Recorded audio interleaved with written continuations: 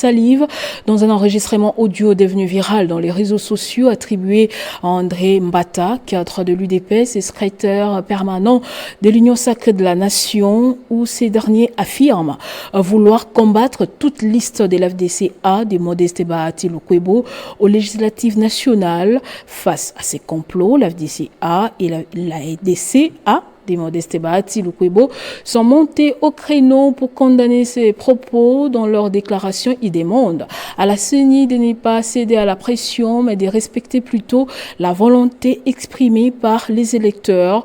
La déclaration a été lue par Guy Richard Malongo, secrétaire général de l'FDC. C'est avec indignation et stupéfaction que l'opinion nationale et internationale a auditionné un échange entre le candidat député national de l'FDCA et M. André Mbata, aussi candidat député national de l'UDPS, dans la circonscription électorale de Dimbelenge au Kasaï central.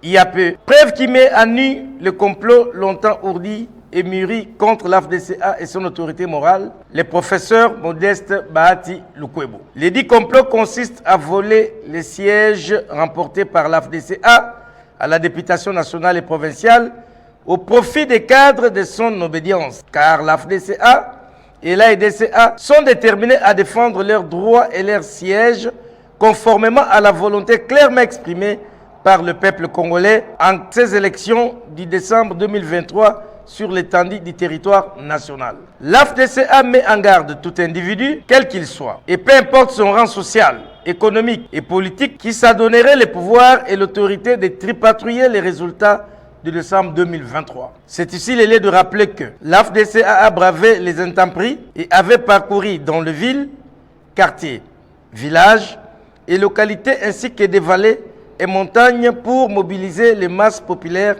envie d'adhérer à son programme politique et à la vision du chef de l'État, son Excellence Félix Antoine Tshisekedi Tshilombo. Plus rien ne sera comme avant. Aucun membre ni cadre de nos deux regroupements ne se laissera rouler par aucune organisation politique et sociale.